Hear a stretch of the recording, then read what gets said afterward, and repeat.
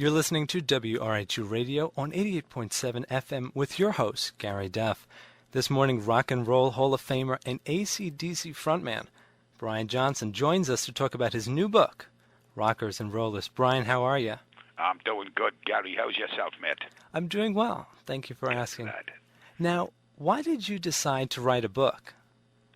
Well, I didn't really decide to do anything. What I did was, I'm a great fan of people who tell stories after dinner, and I like to tell them myself. And a good friend told me, he said, you should write it down, and I'll see what I can do for a man called Tarquin Gotch. And so what I did was I went to do the album Black Ice. It's a very boring time for the singer when the band are setting up, getting the feel of the studio, and it can be up to 10 days before you're actually called into action. So what I did was sat down with a pen and a legal pad and just started writing down little ideas. But the thing is, I could never remember anything. And the only way I could ever remember things was by using motor cars as a reference.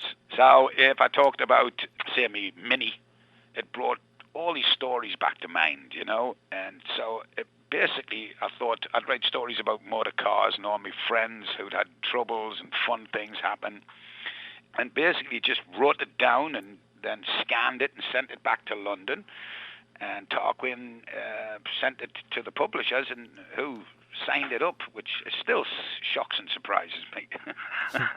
Gotcha. But it was just an exercise in fun, and I just kept on writing and writing until they said, "I think we're fine." And so, and basically, that's what I did. It's just a fun look back at cars and life on the road, and But as you can tell, there's not a chapter over 4 pages long. I don't think I get bored very easily.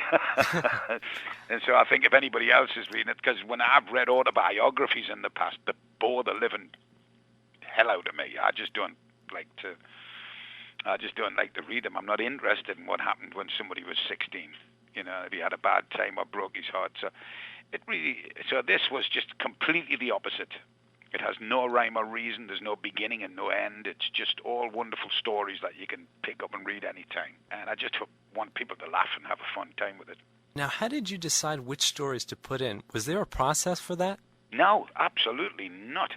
That's a strange thing. I would just come back from the studio, sit down, and think of a car that I'd had.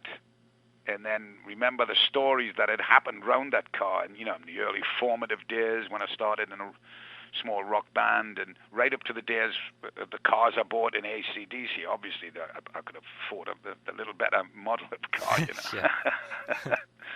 So basically, that was it, and it's just lots of stories. There's some very interesting people in there, I was lucky enough to meet, from Arnold Schwarzenegger.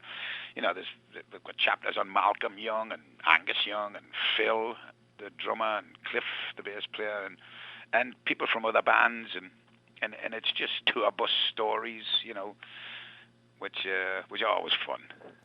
Now, how did you get into cars? Because you are also a racer. Yes, I enjoy racing cars, yeah. What was the first time you said, wow, I want to do this, I love cars? Well, since I was a kid, Gary, it was a terrible sickness I had. My father used to think there was something wrong with us because I could point out a car when I was 6 and tell him the make, where it was from. And in the village we lived in, there wasn't many cars at all. There was probably 3 or 4 cars in the whole village, and they were usually the doctor's or the boss's car. Working men didn't have them then. This was about 1953, and we're still feeling the bite in England after the Second World War. So there wasn't much money there. Even gasoline was still rationed then. My father realized that there was something wrong with us, so he went to a scrapyard and he got a steering wheel off a car and put a stick through it and put it in the end of my bed and put some pillows on it, and he said, right, there you go.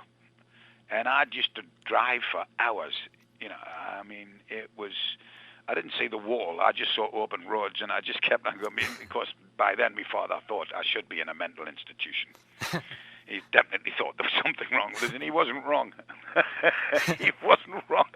I was completely nuts, and it never went away.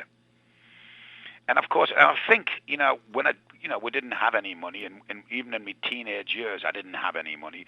So that makes you want and desire these cars even more when you know you can't ever afford one. And it's a wonderful, it's a wonderful thing, just lusting after these things. They were just things of beauty. Now, you had a great story in the book about one of your father's cars called the Wolseley. And the Wolseley, yeah. Yeah, and you mentioned that you'd buy the car from anyone who owned it. Have you had any luck finding that car? Not a peep. I'll buy it tomorrow. Not a peep. It's obviously gone into the crusher sometime, Right about that time when we bought that car, it was used car, obviously. The new designs were coming in.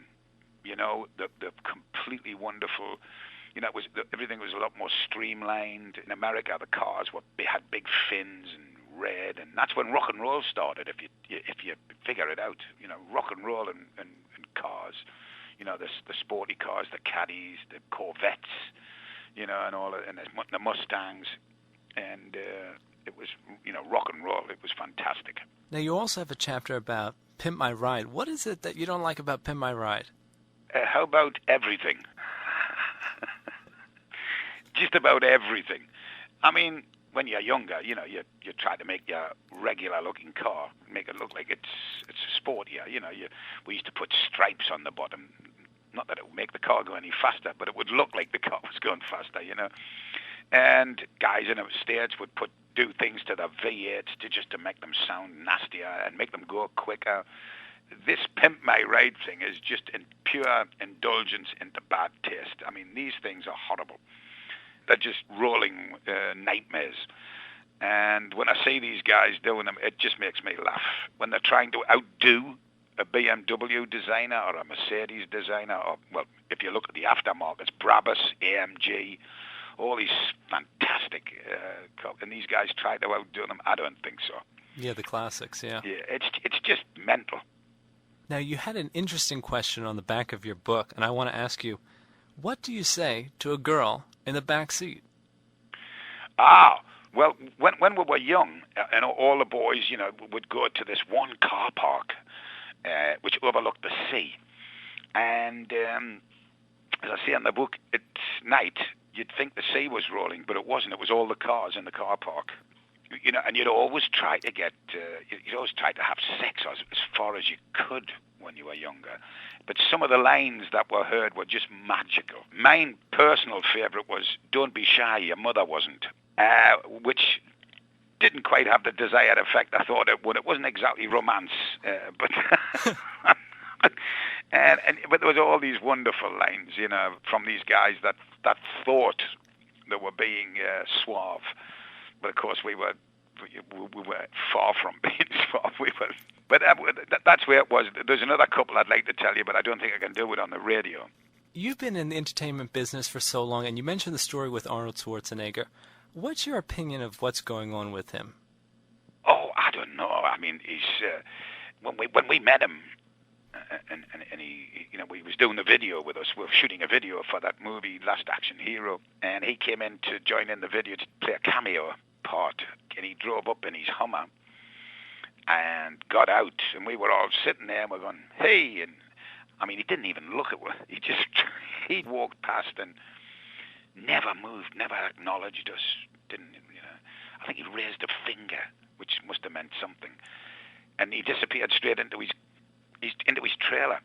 And as I say, he came out dressed as Angus.